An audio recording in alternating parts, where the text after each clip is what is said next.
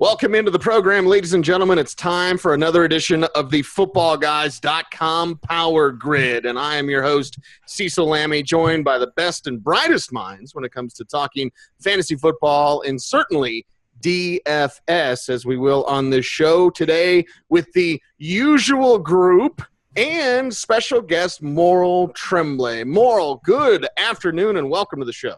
Thank you, Cecil. Really happy to be here.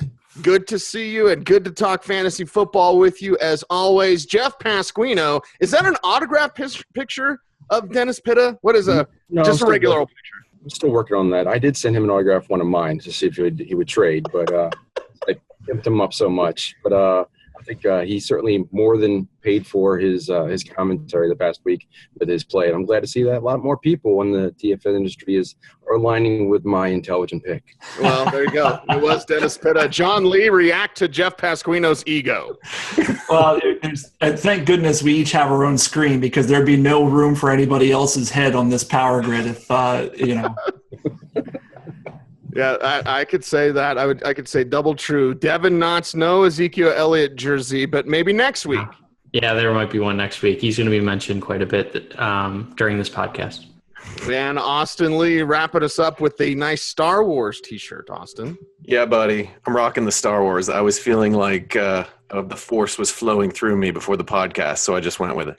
He went with it, and now we go with it into our first news and injury section. If you're listening to this show, you're going to think, this has got to be a running back section, right? Because, oh my goodness, everything is happening with all of these injuries from across the National Football League. But before we jump in to the injury news and notes section, a special alert for all listeners, for all viewers, all Football Guys DFS content is free. For week 3, we've opened up the subscriber wall. We've said, hey, come in, check out all of our DFS content at footballguys.com. Maurile, I'm going to start with you. What is a feature in our DFS page for Football Guys that you would like to highlight here? So I get to pick anything I want. Anything. One of the challenges of being a Football Guy subscriber is ingesting all this content that we have. There's a lot of stuff that you might not think would be helpful to you, but a lot of it really is. Even if, for example, you just play at FanDuel or if you just play at Fantasy Draft, our DraftKings articles, even though it's they're gauged towards DraftKings pricing, the player commentary is applicable across all sites. So I would encourage people to take a look at features that are on sites other than the ones you play at to see if they're helpful for you or not. Some of them will be. And in that regard, I'll mention Tip and Picks article by John Lee. That is, like I said, geared towards DraftKings. But if you play at FanDuel, if you play anywhere, whether somebody's going to have a good week or a bad week is the same at all sites. The scoring systems aren't that different. So a guy with high upside at one site also has high upside at another site. A guy who's a safe cash game play at one site is also a safe cash game play at another site. And that's one of the articles that I think really does a great job of the analysis, and I think is worth reading every week, no matter what site you play on. Well, he's right there. He is Tip and Pick. He's John Lee. Football Guys DFS content that you'd like to highlight, John? Yeah, I think we've added a lot of new features this year, and one of my favorites that is just really now coming into its own, and we have one for each of the major sites, both DraftKings and FanDuel. One is kind of collated by Will Grant, and the other is by Jeff Hazley. These are our staff consensus ratings, where we collate the opinions of 10 to 12 of our best DFS guys on a value-based basis, and they then generate a consensus ranking across the board for every different position. And you get a real good snapshot of who the staff thinks is the best quarterback on a value-based basis for both of the major sites. And you can get an excellent snapshot, again, across all the positions and really get a good flavor without having to do a whole lot of research as you're building your lineups. Devin, what do you like to check out at Football Guys DFS content? Yeah, there's one player in DFS that I just don't play. I try not to play against, and that's Steve Buzzard. For those that don't know Steve, he tries to hide himself under the radar a little bit. He's kind of a snake in the grass, just trying to pounce on you. But he gives his cash game advice every single week, and he's really doing a great job. And and it's incredibly valuable because he's one of the top cash game players out there. So I highly encourage, if you're playing cash games, to go out and take a look at his article and get his thoughts. Austin, what are your thoughts about our DFS content at Football Guys? I think the most valuable feature we have at Football Guys is the interactive value charts that Maurile puts together every week. Yes. If you are trying to build a lineup, you want to see who the Football Guys projection makers think is the best play this week, you have to look at the interactive value charts. They're indispensable. Yeah, I do not set a single lineup without looking at those. And Pasquino, you got to wrap us up, man. DFS content all free in week 3 at Football Guys.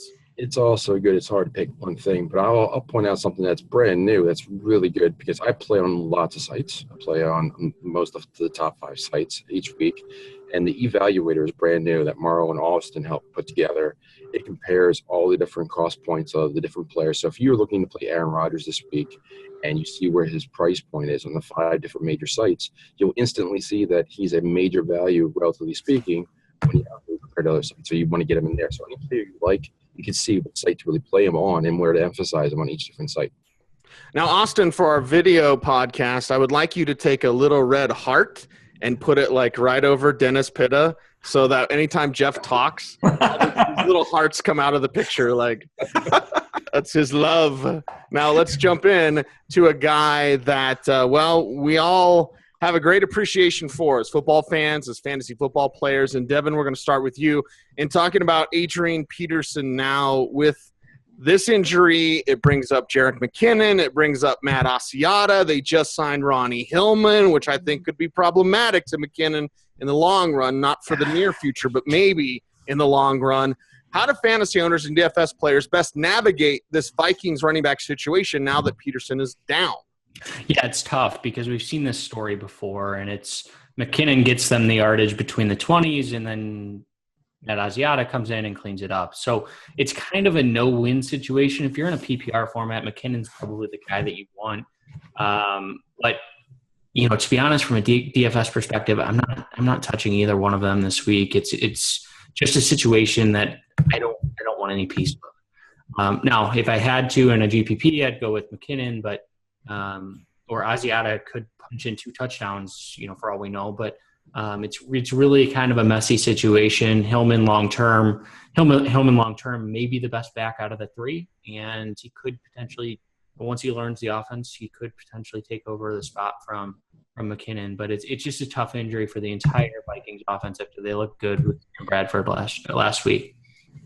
Well, Maurile, let's talk about those Chargers, and let's talk about how they'll look without Danny Woodhead. Can we please just not have any major Chargers hurt this week? Can we get through that? That would be really nice, wouldn't Keenan it? Allen. Then we had Danny Woodhead. Now, I know that, there are some in deeper dynasty formats, different formats than DFS, but, people looking at Kenneth Farrow, stuff like that. I just think, and they signed Dexter McCluster, but as our man Devin likes to say, he's not good at football, so they may want him to do the Danny Woodhead role, but he cannot do the Danny Woodhead role. To me, Maurile, it's just more Melvin Gordon. Yeah, this is kind of the reverse situation of what we're seeing in a lot of other teams' injury situations. You've got, we just talked about the Vikings, where you used to have a primary back, a featured back. Now that he's out, there's going to be a committee with a few different guys. I think you'll see the same general thing in Tampa Bay, Carolina, and Miami. And the Chargers is sort of the reverse of that. You had a committee situation already with Gordon and Woodhead, and with Woodhead's injury, Gordon now takes over as the featured guy and becomes, I think, a really good play in both cash games and GPPs this week. Eventually, his price is going to go up, but right now he's a great value at across most of the sites. And I expect him to get 20-plus touches and maybe get in the end zone for the 3rd time in a row. Yeah, that drought last year. He's got a thirst to fulfill, and he's doing that for his fantasy owners this season. Let's go to you, Pasquino. You are up next to talk about the Carolina running back situation, which news report coming out yesterday on our Football Guys Newswire. So make sure to check out our Newswire. Also subscribe to our free newsletter. Every day, the top stories right into your inbox. Spell check by Pasquino, and written mostly by me, Joe Bryant, Sigmund Bloom, Andrew Garda. But this news story came in like, hey, Cameron Artis-Payne was down. He was inactive for 2 weeks. Now he could be the lead back, but Fozzie Whitaker looked good last week, and you got Mike Tolbert. And, Cam Newton can run the ball too. How do you slice up this information from a DFS standpoint, considering now the Carolina Panthers are going to be without Stewart for a while? For DFS purposes, I'm taking one more week as a wait and see how it breaks down. I'm leaning Fozzie Whitaker as the guy, but I want to see one more week, especially with a matchup against Minnesota. I don't think that we're looking at a good matchup this week, but look at the schedule. You've got Atlanta, Tampa Bay, New Orleans is the next 3 games before their bye. That's 3, I think, plus matchups for a running game. I would like one more week to see if whoever becomes lead back, and then I'll look to see if I can get them in at a good salary and take them from week 4 on. Well, John, let's talk to you about what's going on in Tampa Bay. Now, we all have a great appreciation for Charles Sims. We know the name, we know the game, and whether it was Houston or West Virginia, we know what Sims can do. Now, with the role, he's the man for a couple 3 weeks without Doug Martin, maybe a dash of Jaquiz Rogers. We'll see if Peyton Barber gets mixed in as well, but it should be a lot of Charles Sims. What does that mean for DFS players? Yeah, I mean, you nailed it. It's going to be a lot of Charles Sims, and what we're looking for in DFS is just volume and opportunity. And this week, the game script sets up favorably for Sims. The Tampa Bay Bucks are 5.5-point favorites at home against the Rams. Now, the Rams have been somewhat decent, I guess. At least in week 2, they were improved over week 1. Week 1, they gave up a pair of touchdowns to Carlos Hyde. But, this is a situation where Sims should probably see 20 touches, and he should be involved in both phases of the offense. And he's affordably priced on most of the major sites. So I think he's an excellent play this week and somebody we should be considering. What about an excellent play, Austin, when we talk about what's up with Arian Foster and those Miami Dolphins? Here's for all the streaming defensive players are looking for that cheap defense. Just go get the Dolphins because they're playing Cody Kessler and the Browns. Spoiler alert, we'll talk about them a little bit later. But when you look at the running back situation and another soft tissue injury early for Arian Foster, so at least you got a game and 8 plays out of him, whatever – Jay Ajayi, or however the hell you pronounce his name, a back that they seemingly wanted to get rid of or find someone else. I mean, they tried to get C.J. Anderson. They tried to get Chris Johnson. They did get Arian Foster. They did draft Kenyon Drake. So is there something here, especially with this juicy matchup, that juicy price is? I think Drake – I was looking on FanDuel. Correct me if I'm wrong, Austin, but I think Drake is higher priced than Ajayi. So – how do DFS players look at this Miami situation? Yeah, I think that on the surface, this seems mouthwatering. It's the Browns. They're decimated. They're going to be terrible. I think that the Dolphins, coming from a pessimistic Dolphins fan, I think they're going to find a way to make this harder on themselves than they need to. But I do think that Jay Ajayi is a good play this week. I think he's a solid play. I just don't have crazy high expectations for him. There's talk that Isaiah Peed might get into the mix. I think Kenyon Drake is going to have some action in this game. I think he's the number 2, the change of pace guy here. I think it really depends on whether Ajayi gets into the end zone or not. I think he gets a touchdown this week. So I think he is a solid play. Well, I know Devin's going to perk up here as we talk about one Terrell Pryor because, Austin, I'm going to throw it back to you with this Corey Coleman injury. Like, we thought all the injuries were done, and then Corey Coleman broke his hand in practice. You already have Josh McCown down. Here comes Cody Kessler, and that's not good. If the game was played within 7 yards of the line of scrimmage, Cody Kessler would be a Pro Bowler, but it's played beyond 7 yards of the line of scrimmage, so Cody Kessler's going to struggle. Dolphins could definitely thrive. What does that mean for, any sort of Terrell Pryor, anything there coming from this Coleman injury? It just makes Miami's defense all the more tasty to start here. I think that because their defense is going to be able to handle the Browns in this situation, they're not going to need to do a whole lot on offense. And that means that Ajayi will get some work, but not need to do a whole lot. I think Tannehill becomes an interesting play this week, but I think this is going to be a pretty low-scoring game, even though, on paper it looks like a great matchup for the Dolphins.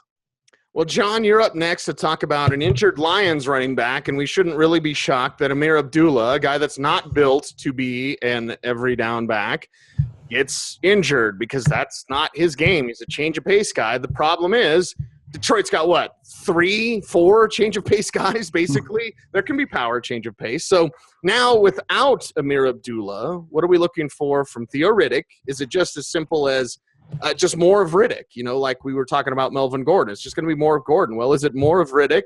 How does Dwayne Washington, interesting rookie from Washington, factor into the mix here as perhaps a goal line guy? There's Zach Zenner kicking around. I got to love the South Dakota State Jackrabbits, but how should DFS players look at this? Because Riddick is very tempting, especially in services that offer full point PPR. Yeah, you're 100% correct. So Riddick, he should be near the top of your radar this week for DraftKings, where they're offering a full point per reception. This game should, as far as the game script goes, sets up well for the passing game there in Detroit. And we know that Theo Riddick is a guy who's been heavily used in the passing game in the past.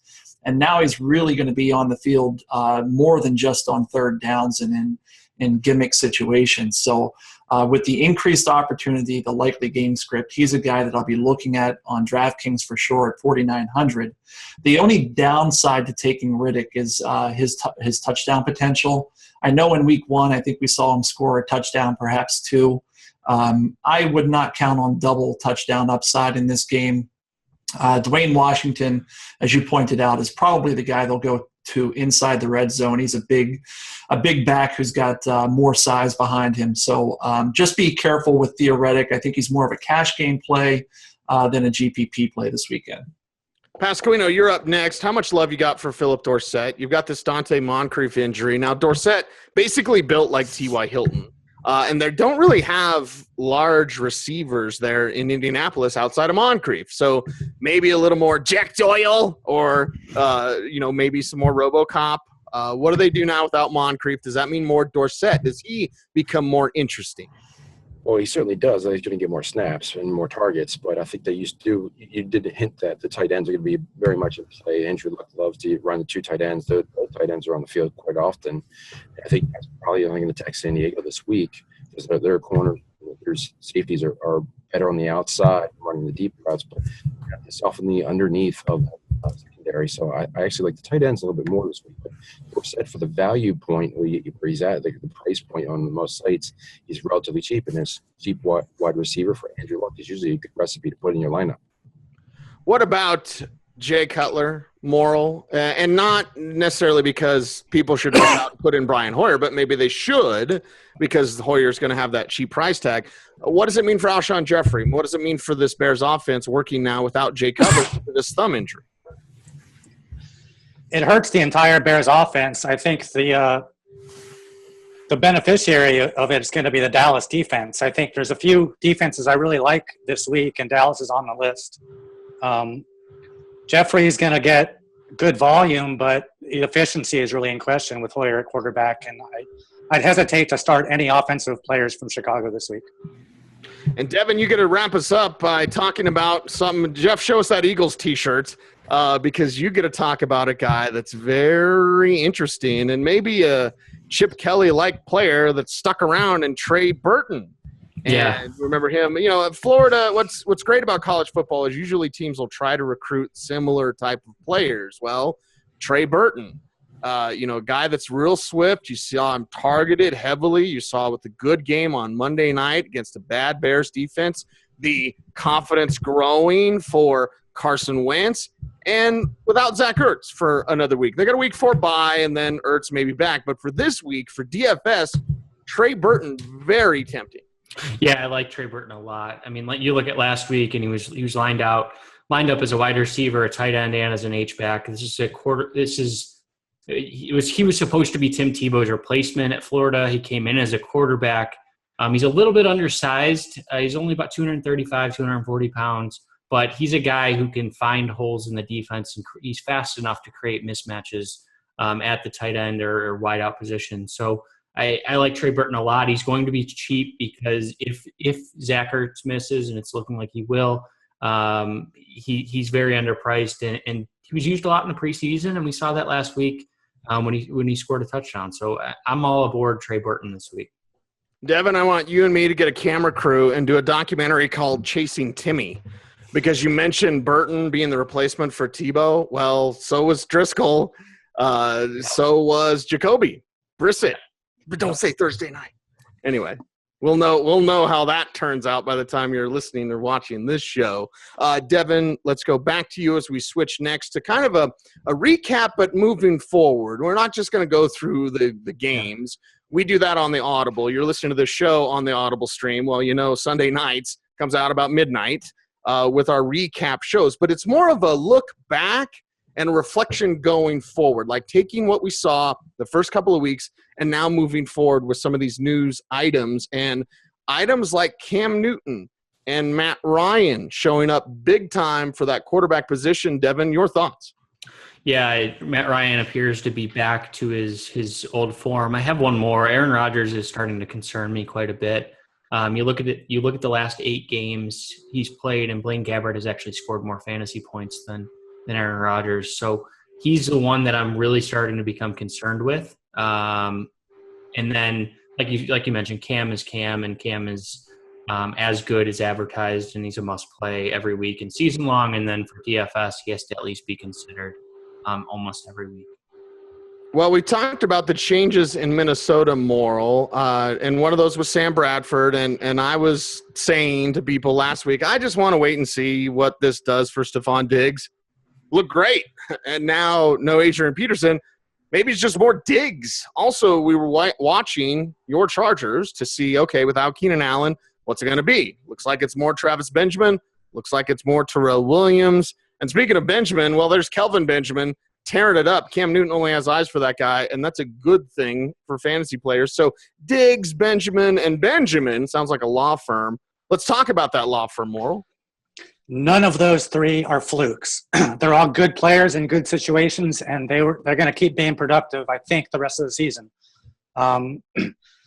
Travis Benjamin, he's the kind of guy that ignore the numbers for a second and just watch him play. Look at him on the field and watch how physically dominant he is, and watch him catch a ball in traffic. And the pair between connection between Cam Newton and Travis Benjamin is fantastic.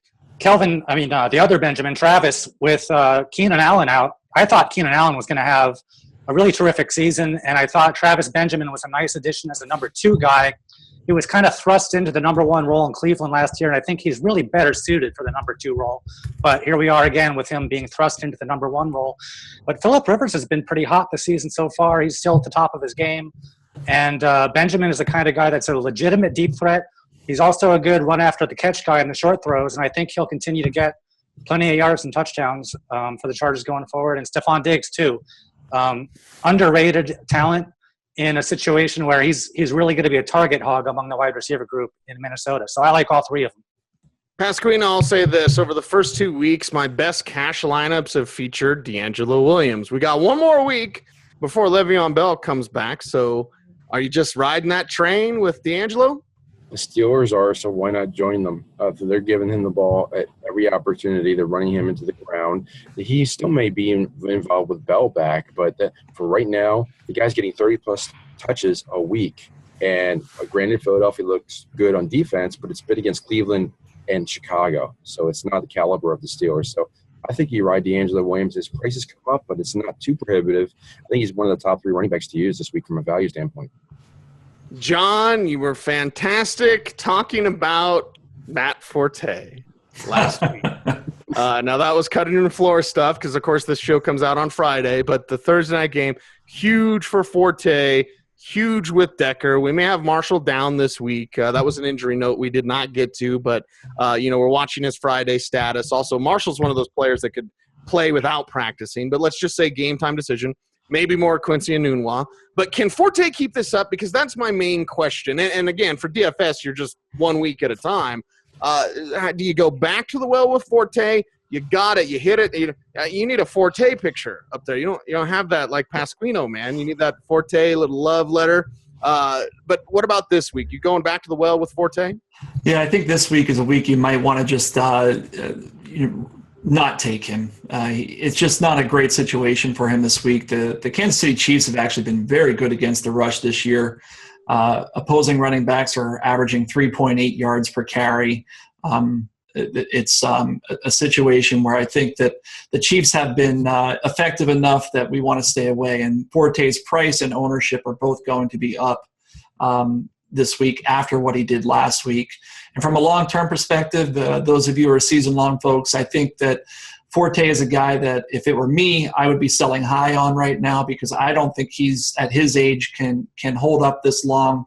And Bilal Powell is a guy I'd be looking at to stash away if your rosters are big enough because I think by the time playoffs roll around, Bilal Powell could be the feature back there in New York. Yeah, and Fessel OG, I'm holding on to Bilal Powell tightly. So there's that. And, Austin, you get to wrap us up with just kind of an open-ended question. What the hell is going on with Seattle? This is a team. The playmakers are thick. We know Russell Wilson can play. We know Doug Baldwin can make big plays. I love Tyler Lockett. These guys are largely doing nothing. The running back situation's a mess. More Rawls. Oh, wait, he's hurt. But no, we're going to do it again. And Kristen Michael's playing well. Like, what in the world, how, as a DFS player, can you have any confidence in the Seattle players until we see the line play improve or just see them look like their old selves? What's happening, Austin? Yeah, I think that you have to wait and let these guys get right. I feel like last year they got off to a bit of a slow start as well, and they sort of exploded on the second half of the season here. I think that they're dealing with a lot of nicks and injuries, and their guys are sort of playing through them, but they're not 100%, and I think that's really impacting them. I think the Seattle defense is still a decent play here versus San Francisco, but it could implode here. I mean, they still just don't seem right. I'm hoping their offensive line play gets a little bit better and their injury situations improve, and then by midseason they should be looking like the Seahawks that we've grown used to seeing. Well, my favorite time of the show, and of course, time to get the notebook out for me and take some notes as you guys talk about Vegas. So, Austin, you get to start. What is Vegas telling you this week, and how can we pair that information for DFS plays? Sure. I think the big point total game of the week that I have my eye on is the Indianapolis versus San Diego game. FanDuel changed around their slates a little bit to not include Monday Night Football in their main slate. But if you're playing a slate with Monday Night Football, then you got to look at that New Orleans-Atlanta game. So those are the two games that I'm looking at. So New Orleans-Atlanta has got to be the top exposure of the week if you're playing Monday night. If you're not playing Monday night, I'd look at that Indianapolis versus San Diego game. Yeah, and I love that Monday Night Punch. Almost everything that I'm playing this week is going to have at least somebody, if not multiple players, from Monday Night Football. John, what is Vegas telling you in Week 3? Yeah, so I think the one thing I'm looking at this week is unlike the first 2 weeks, we actually have 5 big favorites. There are 5 games where the game script sets up positively for running backs. Green Bay is a 7.5-point favorite over Detroit. Dallas is also a touchdown favorite over Chicago. Miami is a really big favorite over Cleveland. Seattle, big favorite over San Francisco. And Carolina is also a fairly big favorite this week. And so when that's the case, you always want to be looking at the running backs on those respective teams. And I think that there's probably some value to be had, and we'll more than likely address a lot of that when we get to the running back sections of this power grid. Right. Pasquino, what's Vegas telling you about Dennis Pitta? I mean, DFS. I think these guys hit it pretty well. I think there's definitely some good games to hit on. There's going to be a lot of points this week, but I think there's going to be some games that are going to be popping up. Like everybody's on San Diego and Indianapolis, but there's going to be some games that pop up that are going to be unexpected. I have Baltimore and Jacksonville circled, and I have Tennessee and Oakland circled. They're not major. They're in the high 40s on the Vegas chart, but I think both games are probably likely to top both those numbers and be very productive. They're supposed to be close games. We got questionable running games from several of those teams. I think you're going to see a lot of passing in both contests.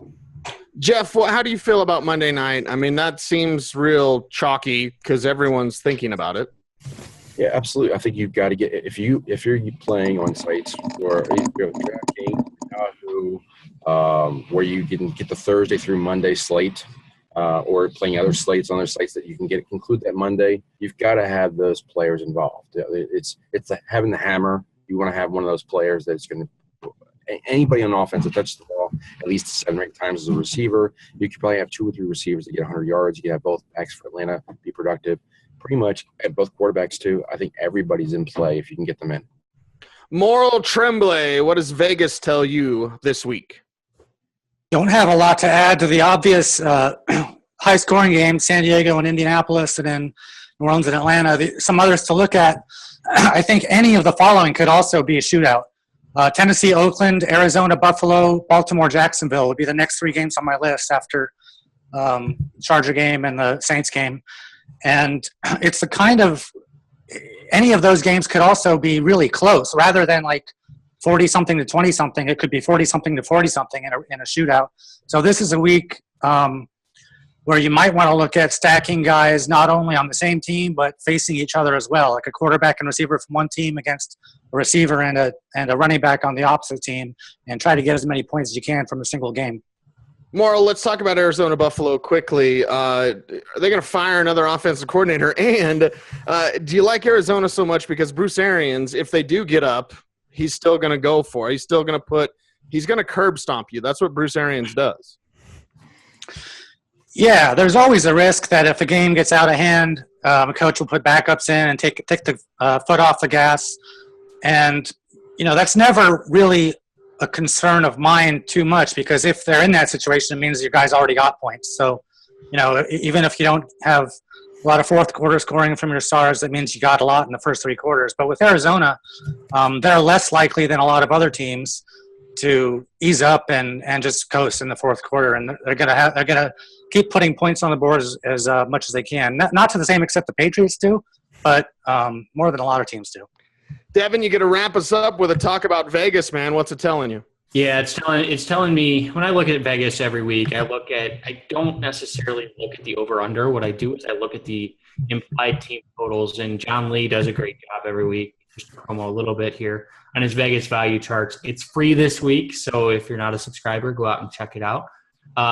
He looks at the actual team total and which teams are going to be score the most points. So you look at Miami, and they're 9.5-point favorites, and some people may be scared away from the 42-point total, but they are the 5th highest projected team in Vegas at 25.75 points per game. So really try to use that Vegas value chart instead of just getting hung up on an actual game total. Great advice from Devin Knott. And now, as we move on here in the Power Grid, footballguys.com, DFS, audio and video extravaganza, let's get through position by position. Again, cash, GPP, guys you want to fade, really can go in any direction as we go through each position. Yes, even kicker and defense, which gets Jeff fired up. But, Devin, you're going to kick us off with discussion about quarterbacks. Again, cash, GPP, guys you want to fade. What are your thoughts on quarterbacks this week? Yeah, quarterbacks, I think one of the guys that I really like this week is Eli Manning. I think that a lot of people are going to be burned by last week. He's going to be very underowned, and he's at home again against the Redskins team, which, the Redskins have had historically been okay against the pass so far, but they've also given up 65 points in the first 2 weeks. So they can be scored on, and I think that the Giants are in a pretty much must-win situation again to keep up with their division opponents. So I like Eli Manning as an under-the-radar play this week because I think a lot of people are going to be disappointed and have some recency bias from last week. Devin, does Odell Beckham Jr. get thrown out? Going against Josh Norman. Yeah. I mean, and last time these two guys played, Odell Beckham Jr. came unhinged. We saw a player, like they should have thrown him out instead of just giving him 3 flags. Like that guy came off the rails because Norman got under his skin. Yeah, what's going to be interesting is that if Norman actually follows him around the field, because we saw that I think his name was Breland was covering. Yeah, Bashad Breeland. Bashad Breeland was covering Antonio Brown, and because Norman wouldn't switch sides of the field. So I think that the Giants will try to put Beckham in situations where he's not covered by Norman, and it'll be interesting to see if the Redskins react to that. Yeah, reports say that Norman is going to follow Odell Beckham Jr. around unless he goes to the slot. So maybe it's a lot of slot for ODB. But Maurile, we're talking QBs, not ODB and LOL and OMG and all the other things I can say. You're up with QBs, brother. What do you got? If you want to pay up this week, I like Andrew Luck. against the Chargers. I think it's going to be a high-scoring game, and he's got even with just a subset of his usual targets. He's got 2 good tight ends, and the Chargers have had trouble covering tight ends. So I would look for a couple of good red zone opportunities for Andrew Luck and probably a good number of yards. If you want to take a cheaper option, I actually like Ryan Tannehill this year just because this week. I think the Dolphins are going to control the ball a lot against the Browns and probably score a lot of points. And I don't really trust any of the running backs on that team to do a whole lot of damage. I think it's going to come probably through the passing game. I don't know which receiver it'll be, but Tannehill will get some. Yeah, we'll talk about Parker and Landry coming up a little bit later. And I love Adam Gase, and I love that matchup against Cleveland. Jeff, you're looking at quarterbacks. I know Tannehill's got to be on your list, but who else? Yeah, both those guys Maurile mentioned, including both those guys can also run the ball too, so that's an extra plus. But one game we really haven't talked about too much is the Jets in Kansas City. Both those defenses have given up a lot to wide receivers, and I think that both those quarterbacks are going to be under-owned, and you could see a lot of passing there. Same thing for Green Bay and Detroit. That could be another shootout. I think that Aaron Rodgers is going to have a lot of negative bias, reverse bias against him lately. I think that you can get him very under-owned in a get-right game for Green Bay right before their bye week. I think you could see Green Bay throw a lot this week. And, of course, I like the Oakland-Tennessee match. I think both quarterbacks are in play there. I love that, a get-back game for Rodgers. They need it, Jeff, because it's been in the last 15 games, 2 300-yard games for Aaron Rodgers. That's what we call a slump. Need a slump buster, John. You're up with QB talk. Yeah, so I mean, going this late in the process, a lot of the guys, the better guys have been talked about. But I'll just reiterate. I think Andrew Luck is probably the high end option that you want to be looking at this week, assuming you're not playing that Monday night game. But from a lower end perspective, a couple guys I like is Marcus Mariota. Going against Oakland. Oakland thus far has been dreadful against the pass. They're allowing over 400 yards per game. They've only had 1 takeaway, 1 interception versus 7 touchdowns allowed. This could be a spot where maybe the Mike Mularkey run-heavy offense has to go to the point of least resistance, and that might be to the pass. So Mariota's a guy who is affordably priced across the industry that you might want to take a chance on in GPPs. Yeah, a lot of us were wondering, what does exotic smash mouth means? I think it means filling the air with footballs, because that's all Tennessee's done. Austin, you're up to wrap up QBs. I agree with that Mariota GPP play. He's one of my favorite GPP plays this week, and I don't think you have to stack him necessarily with anybody. I think that he creates a lot of offense on his own, kind of like Russell Wilson did a lot last year. One guy that hasn't been mentioned is Carson Palmer. He's traveling from west to east, which has to make you a little bit nervous, but he's lower priced than some of these other guys. I could see him having a strong game against a Rob Ryan-led defense that has not looked good this year, even though they've got a little bit of that time zone thing going against them. So I like Palmer this week. Well, let's move to the running back position. And Austin, it's you now. Cash, GPP, guys you want to fade. Which running backs do you like or don't in week 3? I think the temptation is going to be to try to use one of these cheaper running backs that are benefiting from the slew of running back injuries this week, but I'm not headed in that direction in cash games. I'm actually willing to pay up a little bit this week. I think the one exception is Melvin Gordon. He's going to be the highest owned guy pretty much across the industry this week, but I'm willing to pay up for D'Angelo Williams or even Ezekiel Elliott, who has a great matchup against the Bears this week, rather than trying to be sneaky and play one of these other cheaper options. So I'm paying up for a couple of cash game plays at higher value this week. John, what should DFS players do at running back? I agree 100% with the players that Austin mentioned. I think D'Angelo should be at the top of your list. If you're making out rosters this weekend, he's a guy I would just put in first and then build around him. Melvin Gordon, the projections are there for him. I have to be honest, I need to get a bit further in my process to decide whether I'm going to be all in on him, but I can't lie and say the projections don't don't make him look like a very attractive value play this week. It's just something, it just feels wrong to put Melvin Gordon into my lineups. But, he's been pretty good the last couple weeks, so I can't take anything away from him. And I think this is a weekend where, Ezekiel Elliott does get into the end zone and does some of the things that we've expected from him in a pristine matchup against a Chicago Bears defensive front that's beaten up pretty good. At the lower end of things, I'll go back to Theo Riddick and PPR sites. He's a guy that I think you really have to look at this week with regards to that game script and how much volume he's been getting. So Riddick is definitely a guy, and maybe you want to sneak in Asiata on DraftKings. He's the site minimum over there. He gets a touchdown, he's going to reach value for you. I don't think anyone really accounted for Derek Watt enough when considering Melvin Gordon before the season started. We see the results now. Pasquino, John kind of mentioned a punt play there with Asiata, right? So running backs you like, whether they're cheap or paying up. Well, I'm on board with the two chalkiest of chalk guys. Gordon, he's a Ron Popeil said it, forget it, avert your eyes. Don't want to watch that, but just hope that he does what he's supposed to do. D'Angelo Williams running him one more week. I think David Johnson needs to be in the conversation. I think if you look what Matt Forte did last week, David Johnson could be the guy that just runs all over Buffalo. Some people are talking about LaShawn McCoy. I'm not buying that. The other name I want to drop it as far as, I'm sure I'll save Zeke Elliott for Devin. But I think the guy that, as far as a punt play, and especially a PPR site, not quite in the punt range, but Gio Bernard, I think will get a lot of action. The game script sets up for him. Get a lot of yards last week receiver. And I think against Denver, they could be using him the same way. I think that, and when Cincinnati's in a game script, whether you're probably playing from behind or have to throw the ball, Bernard is much more in play. And I think he's going to be a good option this week. Andy Dalton's time in the pocket is among the lowest in the NFL, and against Denver, it better be half of what it currently is. So quick passes to Gio, I could see that. Maurile, you're up with some running back talk.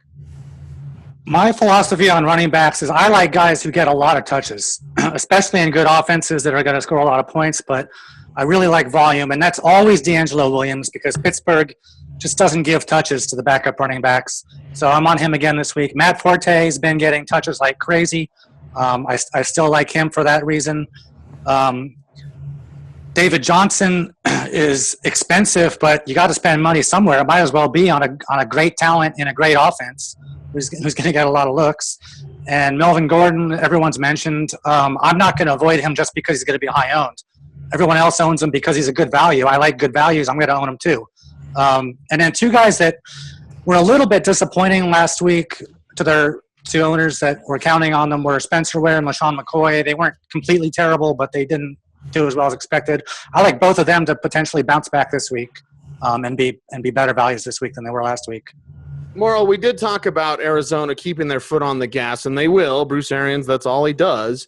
But when it comes to David Johnson, any concern that Chris Johnson, I mean, if this gets away, because Buffalo is not good, and I don't know if their offense is going to be able to hang with the Cardinals defense. So if this is, 24-0, maybe in the middle part of the third quarter, we see Chris Johnson, we see David Johnson go to the bench. Is that any concern there? Or by that time, David Johnson will have done enough?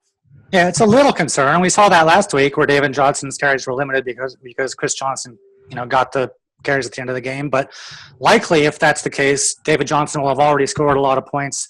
And anyway, you just can't ignore his upside. I mean, there's nothing's a sure thing in DFS or in fantasy generally. The guy could get injured too in the third quarter and miss the fourth quarter. Lots of stuff can happen. But with David Johnson, you just can't ignore his upside. I like the matchup this week. I love his talent. I like that offense. Even with the high price, I'm willing to pay for it. Devin, you get to wrap up running backs, so you get to talk about Ezekiel Elliott, and I'm wondering why none of you have mentioned my boo, C.J. Anderson. Yeah, there's 5 guys who were injured in the last game on the Bears defense. We have Lamar Houston, Eddie Goldman, Adrian Amos, Bryce Callahan, and Danny Trevathan, former Bronco Danny Trevathan. So I think you're looking at a team who just on defense is decimated with injuries. And Ezekiel Elliott, so far this year, has looked worthy of the top 5 overall pick, which he was selected. He scored in both games, and he's looked very, very good behind that offensive line. I think this is his coming out party at home this week. I will have him in 90 to 95% of my lineups. The other guy that I'm targeting is Mark Ingram on the Monday night slate. Atlanta has been so far this year has been one of the worst defenses against the run, and Ingram is at home, which the Saints offense is much better at home. CJ Anderson, his price has gotten too high, quite frankly, for me. Cincinnati's defenses, they gave up a lot to D'Angelo last week, but I need to see a little bit more from CJ. He looked great last week against Indy, but Cincinnati's defense is much better than Indy's, so I'm out on CJ Anderson. What's his price compared to Ingram? Because Ingram hasn't done crap in 2 games. It's significantly more expensive, at least on FanDuel. So he's at 8,000 and Ingram's at 6,900. There we go. Very good. Let's talk wide receiver then, Devin, and you're up. And you don't have to talk about CJ Anderson. Yeah. So wide receiver, some of the guys that I'm liking this week, I'm going to start with Antonio Brown, and I do every single week, a broken record. But Antonio Brown is the guy that I'm going to put in my cash game every single week this season. That multiple times. I'm not afraid that he had a bad game last week. It was primarily dominated by 2 factors. One is the weather, and the other is that Cincinnati couldn't stop the run. So Antonio Brown tops the list for cash games. I think he might even be under-owned in GPPs based on people being scared off of him.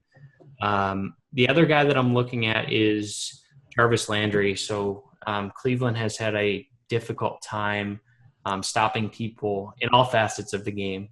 But especially at the wide receiver position, their cornerbacks are not good, to say the least. They are not good at football, as I like to say. Joe Hayden is a shell of his former self, and he may be even covering. If they put Landry in the slot, he won't be covering him. So Landry's a guy that I really like this week. And then going cheap, Kenny Britt. Kenny Britt has been the Rams' only receiving option so far this year. He's produced, he's seen targets, and he's had some nice runs after the catch as well. So I think the Rams score their first touchdown. The Los Angeles Rams score their first touchdown in 22 years, and it'll be Kenny Britt. Why is Jared Goff partying in a Jared Goff jersey? Did you see this, Devin? I didn't, but that's pretty funny. People don't know Jared Goff yet because he hasn't played, so he wants people to know who he is, I guess. It's his favorite player. Yeah, he may be one of the only people that own a Jared Goff jersey. Oh, and the jokes continue. They're nonstop. They write themselves if you wear your own jersey to the bar. Maurile, let's talk about wide receivers in week 3. I like a couple from the Saints game, and Willie Snead and Brandon Cooks if you want to pay up for receivers. A potential bargain this week, if Brandon Marshall is out or severely limited, is Quincy Enunwa.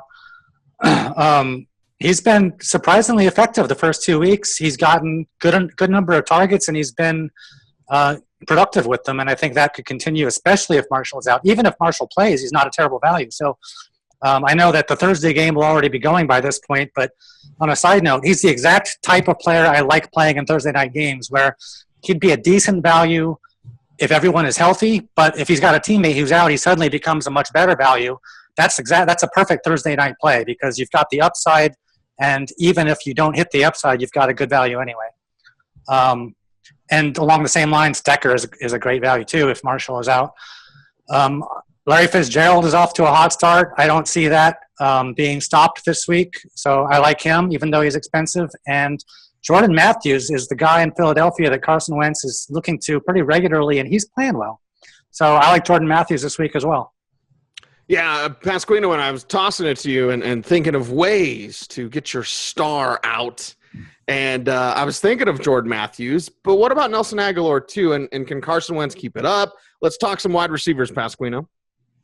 Aguilar's seen some targets, but he's not seen much as far as yards after the catch. He's getting a lot of tosses that are either just a little bit off target or his routes aren't sharp enough.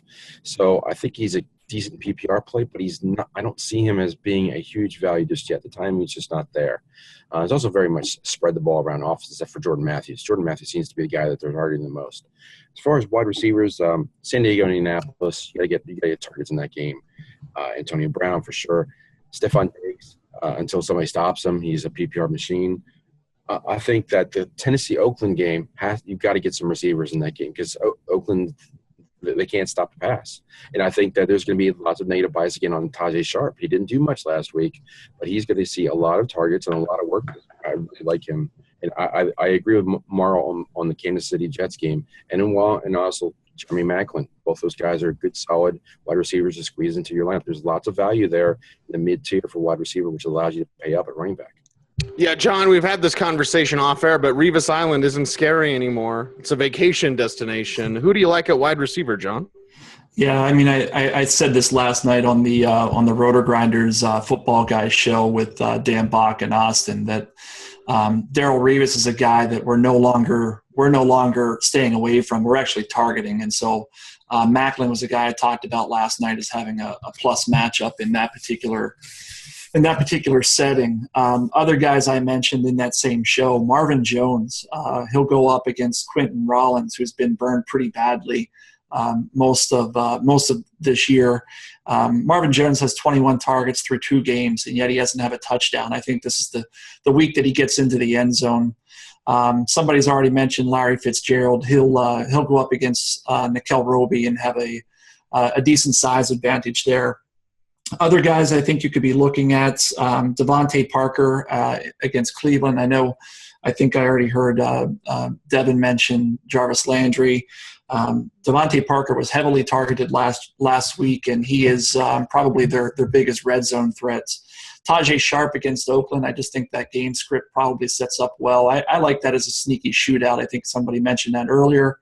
And then as a pair of GPP threats, I'm intrigued about Eli, stacking him with either ODB or Sterling Shepard. The ODB thing is interesting to me because of how many people he burned last week in what looked to be a great matchup against a beaten-up Saints secondary. And this week, as we've already outlined, he'll be shadowed by Josh Norman, a person who kind of had his number last time out, at least by the numbers. But I think most of us remember he dropped a 70-yard touchdown pass that would have put him in the area of 150 yards. So he's expensive. He burned people, recency bias. I think that ODB is a nice stack. And if you just can't get behind that, go to the other side of the field because Sterling Shepard, he'll be open if ODB isn't. See, now we got Pasquino rubbing off on John Lee because Pasquino always wants to get the punt plays in, and now John's sneaking in another stack. Austin, we'll get to stacks a little bit later, buddy. Austin, you're up with wide receivers. Let's wrap it up. I think this is the week where you have to ask yourself a lot about recency bias. You know, John just brought that up. Sometimes you sort of roll with the recent successes because the pricing hasn't caught up with the players. And other times you have to really check yourself and not buy into it because the price is inflated too high. I think this is a week where you continue to roll with some of these guys who had success last week, like Diggs, who I think the Carolina secondary is a little bit weaker than their front seven. And so I could see Diggs continuing to have success this week. And then I like Travis Benjamin against Indy. That defense is not going to slow him down. So I think those are 2 guys that you continue to ride with. Now, eventually their salaries will catch up with them and they'll have tougher matchups. But for now, I would keep rolling with those guys. And then pretty much anybody in Monday Night Football, if you can get them into your lineup. We've already talked about them, but that game's just going to be completely bonkers. Don't let Antonio Brown's down week scare you off. I think Devin nailed it. He's still a guy you got to lean on. Well, tight end position we go next, Austin, and is there someone to lean on? Because it always is an interesting position. There's always, a lack of talent, it seems like, with certain teams at that position. Is there someone you like this week? Yeah, I don't think anyone has been talking about Dennis Pitta anywhere. And so I think that's the guy you want to take this week. We all love Dennis Pitta. But seriously, I do like Dennis Pitta. Another guy that I'm looking at is Eric Ebron, I think, missed a touchdown in this past game. I think that they've been targeting him a lot in the red zone. He's still fairly cheap at FanDuel at $5,500. I like him this week. And then I'm willing to pay up at tight end this week. I like the guys at the top of the scale. that I'm willing to fork over some cash and find value elsewhere. John, you're up with tight ends. Is Delaney Walker in there? Because we've been talking a lot about Mariota, and then his main guy is Delaney Walker. Is that someone you like this week? Yeah, he's definitely a guy that's up there. I'm kind of in agreement with Austin about paying up at this position this week. I think you can afford to do that. I mean, it is a joke. It's a joke, but it's the truth. Pitta probably is the top tight end play, particularly on DraftKings where he's only 3,400. Another guy that's in that same neighborhood on that Monday night game is Jacob Tamme. He's been heavily used within that Falcons offense. And really what I'm looking for here, and this goes back to what Maurile said earlier, is just opportunity. You want to get guys who are getting a lot of opportunities. And so, on Footballguys, we have a tool. It's a weekly report, a target report. And you can go there and see who's getting the most targets per game. And the top 5 are Jason Witten, Jordan Reed, Greg Olsen, Jacob Tamme, and Dennis Pitta. So any of those guys are guys that I'll be looking at this weekend on a cost basis. I think that Pitta and Tamme are amongst the top plays for me. But don't ignore Jordan Reed. Jordan Reed is a guy I think is elite. You get wide receiver type production out of him for high tight end prices, which is generally lower than the wide receiver. Careful now, John. Every time you mention Pitta, the Pasquino's heart just starts jumping out of his chest. Like, you're up, dude. You've heard us. We're all saying it, man. Pitta's the man. You called it. Sometimes you nail one. Okay, sometimes it happens, and I think we obviously Pitt is the chalk play this week, but I like him a lot. I think that Delaney Walker is probably my number 2. Greg Olsen is going to be lower owned because he costs so much, but I think there's a value if you want to try and squeeze him in the stack with Cam. It's not a bad play at all. Some lesser one got to own. I do like the Tamme call. I also like Kobe Fleener. Talking recency bias, I think that's a guy that could be able to. Atlanta's not look good against the tight end, so if you can get him in a Monday night look, and also Travis Kelce. I think Travis Kelce is going to get a lot of targets. And the last one I'll mention, Clyde Walford had 7 targets last week and a touchdown. That Oakland game, I think, like I said, Oakland's going to throw the ball. I can see a game stack for Oakland and Tennessee. Yes, I worked it in early season. I like that stack there for that game. Walford, very, very talented player. And I love how the humble brag from Pasquino. He's like, I'm not saying I'm the best. I'm just better than everyone else. Maurile, you're up with tight ends. Who do you like in week 3? I'm probably going to have less variation at tight end this week than any other position. When we went through receivers, I named 4 or 5 guys. I probably could have named 15 that I think are worth playing a lot. With tight end, it's really just 4 guys I'm looking at. If I'm going to go cheap, it's Dennis Pitta or Jacob Tamme. If I got money left over and I want to pay up, it's Greg Olsen or Jordan Reed. There are other guys with potential, but I think those 4 are really better values than anybody else by enough that I'm going to have those 4 and probably collectively 80% of my lineups or 90% and very little of anybody else. All right, Devin, tight end, interesting. And I want to pick your brain. Maybe this is a punt play call, but we may see Jeff Hireman this week because Virgil Green has not practiced. Hireman is out there. We know, just like with Jacob Tamme, it's a tight end friendly system. It's a Shanahan system. It's a Kubiak system. I know punt play tournament, Hireman. Let's talk about it. I know we're paying up a tight end, and I certainly don't think Hireman can play dead in the Western. But what are your thoughts? The problem with Hireman is that Trey Burton is the exact same price on FanDuel. They're both minimum priced, and Trey Burton is the guy that I will be having probably the most of any tight end. He had 7 targets last week. Hireman, he was a nice red zone guy at Ohio State. Ohio State doesn't really use a ton of tight ends, so we really haven't seen what his athleticism truly is, except for small spurts. The Broncos like him a lot, though, so he's a sneaky play who might find the end zone, but I just can't take him over a guy like Trey Burton, who's going to see significant amount of snaps in this offense. And Pittsburgh hasn't been that good against the tight end so far this year. So Burton's I already mentioned it, and I'm not going to repeat myself too much, but Burton's a guy who is incredibly versatile, and they want to get him the ball, and they run their offense to the tight end, as we've seen with Ertz and Burton. And now we move to kicker and defense, but I have to have a show of hands because some of y'all don't want to talk about kickers. So let's just go around a little quick. Yeah, there's a no. There's a no. There's a no. Pasquino's like, I can't wait. Devin, you're up. Kicker and defense, both. What do you got? Yeah, defense has to be Miami. Cody Yep. Kessler, Cody Kessler is not ready to be a starting quarterback in the NFL. And then Corey Coleman being out, it's who are they going to throw the ball to? Kicker, I like Dan Bailey a lot this week.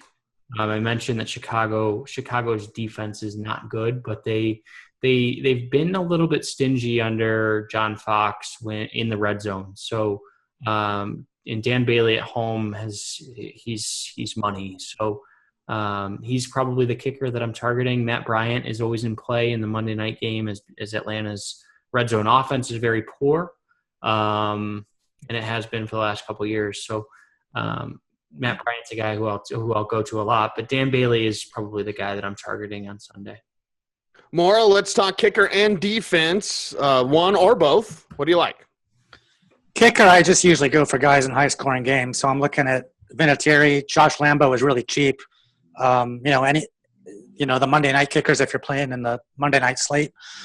Defense, Miami is obvious against Cleveland, but I also really think that the Seahawks 49ers game is going to be a low-scoring defensive struggle that both of those defenses could end up having good fantasy weeks. So I wouldn't mind getting either one of them. I like the Chiefs matchup, and I like the Cowboys matchup. So those are my 5 defenses that I'll be playing. Pasquino, what about you, kicker and defense? I think I like all those. I think Seattle defense could be a GPP kind of play because you're looking at a good matchup and again another get-right game for them. Same thing for Tampa Bay. Tampa Bay, I think, they're hosting the Rams. The Rams have shown nothing on offense, so that's going to be a lesser-owned defense. Kickers, I do like Dan Bailey. I also like Miami's kicker, and I'm drawing a blank on his name, but Franks, yeah, he's a site minimum on FanDuel, so I think that he's going to be lesser owned. But I think if you really want to differentiate yourself, go to Steve Hauschka, 5,100. I think he's the max price. He's going to be probably the least owned, really valuable kicker on the slate. No kicker talk from you, John, but defense. Defense, I think you have to roll with Miami. I just don't see how you get away from them. I mean, with Cody Kessler, he's got nobody to throw to, and Isaiah Crowell. If not for his 85-yard burst last week, be averaging about 3 yards per carry this season. It's got to be Miami, a whole lot of Miami at that. And beyond that, maybe you could justify a spot for Carolina at home against Minnesota. I think that they're decent, but they're a bit more expensive. So a lot of Miami for me. Yeah, Devin will get a kick out of this, and maybe some listeners and viewers. Was at the Senior Bowl where Cody Kessler was talking to a Canadian scout, and it was like, any of these guys, kind of going to make it to Canada? I was like, Cody Kessler. And the Browns took him in the 3rd round. So thank you, Cleveland, for being Cleveland. You got LeBron. Not good at football. They got LeBron. You guys are all right. Austin, you're all right. Kickers and defense. What do you got? I think the Dallas Cowboys make an interesting pivot off of the Miami defense, especially in GPPs. They're probably my second favorite defense next to Miami. Maybe it's a little bit riskier, but that I don't buy that Brian Hoyer is going to be close to what Jay Cutler did. And Jay Cutler's not, a knight in shining armor here, but I think it's going to be bad for Chicago this week. Now we get to the stacks section, John. So it's time to talk stacks in the show. And Austin, you're up first. If you're going to go for kind of one of the more higher-owned stacks, I think you could pair Andrew Luck with T.Y. Hilton, targeting some of the higher-scoring games. You're safe with any of the guys in Monday Night Football. I think if you're going to go for a lesser-owned stack, you could look to – say Mariota with Delaney Walker. I think that could be a good pairing, or even do a triple stack and throw Sharp in and go heavy on Tennessee, or play both sides of the ball here and include some Oakland guys in that stack as well. So I think looking at that Tennessee-Oakland game might work out better for you in terms of ownership percentages, just because these higher scoring games are going to be so heavily targeted by GPP players. John, I'm getting hungry thinking about a triple stack. So talk me off the ledge. What do we got here for stacks this week? All right, so I already mentioned Eli to either Odell and Sterling Sharp. I think those are both decent stacks. I do agree with the one that Austin just said. I like that Tajay Sharp, Marcus Mariota. But two others that, when we're doing stacks, one of the things we want to look at is not just upside, but also ownership. Generally, if you're stacking somebody, you want them to be somewhat low owned. So you're going out on a limb in some of these cases. And so the one, I've got two left. I think that on Monday Night Football, everybody would be looking to stack Jacob Tamme with Matt Ryan, or Julio Jones with Matt Ryan. But let's not forget Mohamed Sanu. He's much cheaper than those other two. And I think that he's a guy that could win some GPPs if things went correctly. And then a safer one, but I still like it because it's got decent upside because there are no red zone targets outside of Dwayne Allen on the Colts. I think luck to Dwayne Allen is one that is somewhat safe, but also not a traditional stack because it is a tight end. All right, Pasquino, stack time. What do you got? I like a lot what the guys have said already, so I won't repeat it. But I'll go to that Atlanta-New Orleans game. Again, you're looking for a high-scoring game for a target that may not be commonly owned. So I think Reeves the Fleener is not going to be owned very much, and Atlanta's not shown anything against the tight end defense. Detroit. I think Detroit could be putting up points against Green Bay. That could be a high-scoring game. I think looking at Marvin Jones, who John mentioned earlier, with Matthew Stafford, and no one's mentioned Jacksonville yet. I think that there's a reason that Jacksonville is going to project to be in that game. It's all going to be Blake Bortles and Allen Robinson. That stack is not being talked about at all. And if you're going Pitta, you could go Flacco and even throw in some Mike Wallace as well. I like that talk. Maurile, you're up with stacks. Any San Diego stacks there? I think Phillip Rivers, Travis Benjamin is worthwhile, but I'll give you a triple stack on FanDuel because Ryan Tannehill is so cheap on FanDuel. Pairing him with both Devontae Parker, I would pair him with sorry, I'm blanking on the names.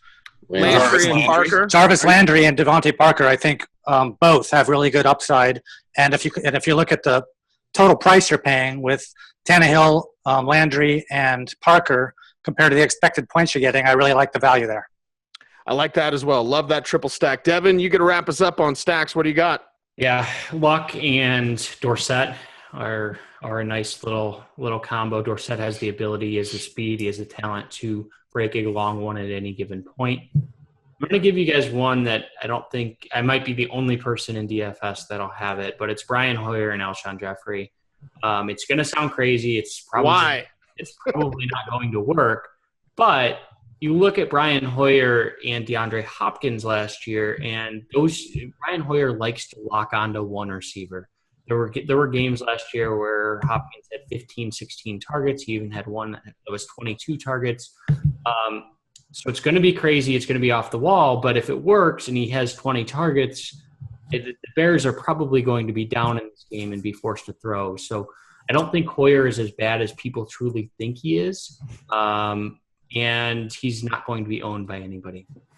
One thing, though, Alshon Jeffrey did not practice today, and Dr. Jean in his early analysis said that it's very iffy. So for anybody listening to this, make sure you follow up on that status entering the weekends. It's a good point. Yeah, watch that Friday practice report, and, of course, check out all of Dr. Jean's work at footballguys.com. Now, here on the Power Grid, part of the Audible family here in the footballguys.com video and audio show, we do the speed round to wrap things up. So let's tie a bow on this week's programs, fellas. You give me the green Black-Eyed Joe for yes. You give me the red one for no. Thumbs up, thumbs down, whatever you want to get there. And we're going to go around quickly, and I'll pick a contrarian. Watch Pasquino every time. Just wait for you guys and then do the opposite. But I get to pick a contrarian view, and we'll talk about it. Is this the week that Aaron Rodgers gets back on track?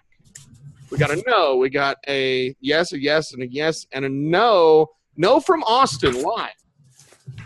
Aaron Rodgers just has not looked the same as the old Aaron Rodgers from, say, 2 years ago. He's been struggling for like the past, I feel like, at least half a season.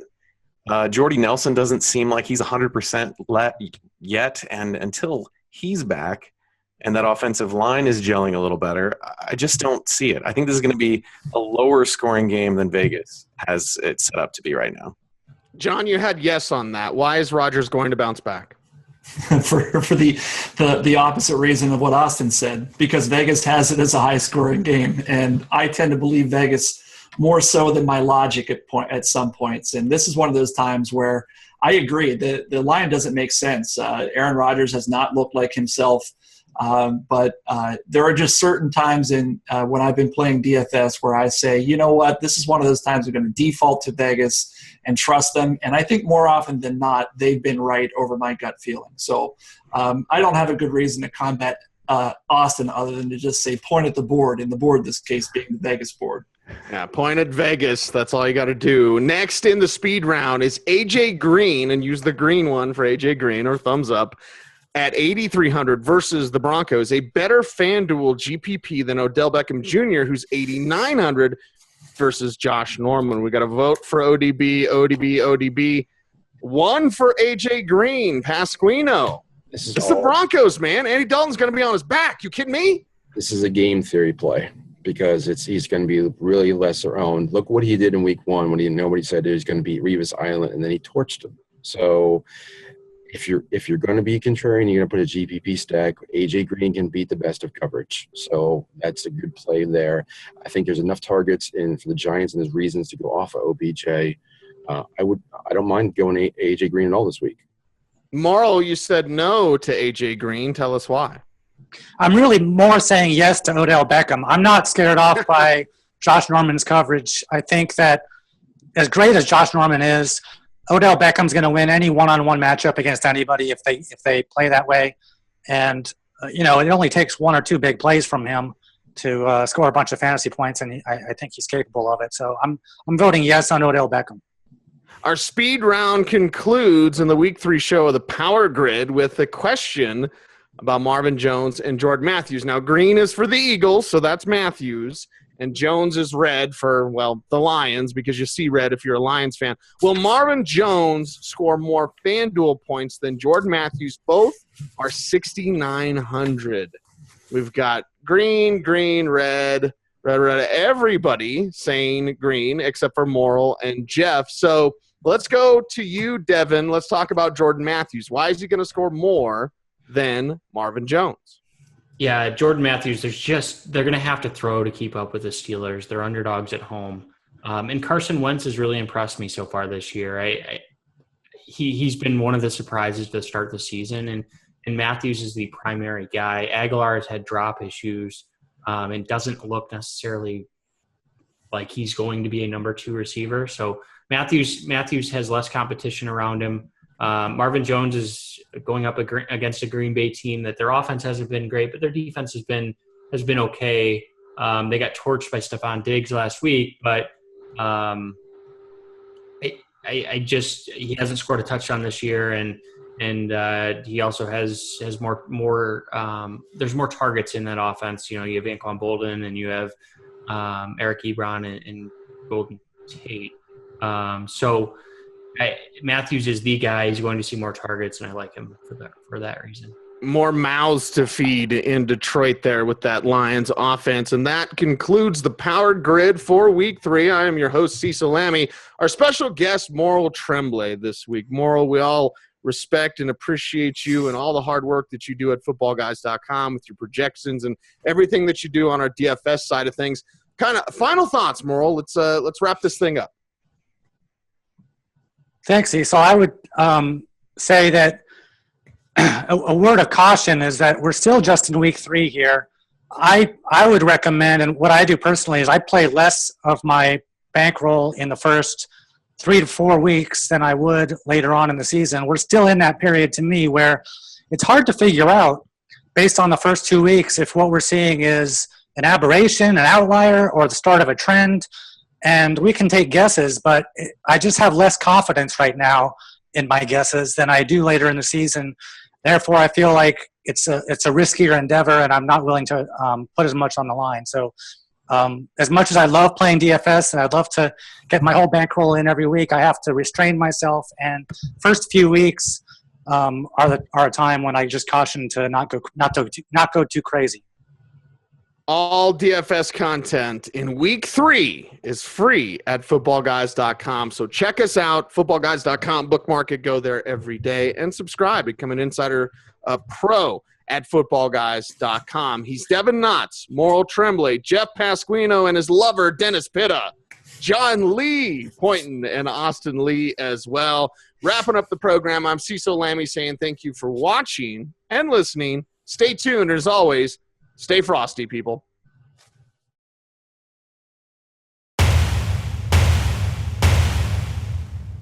Oh, that's Pitta. Of course it is. That's his first good call since '72, so he had to do something about it.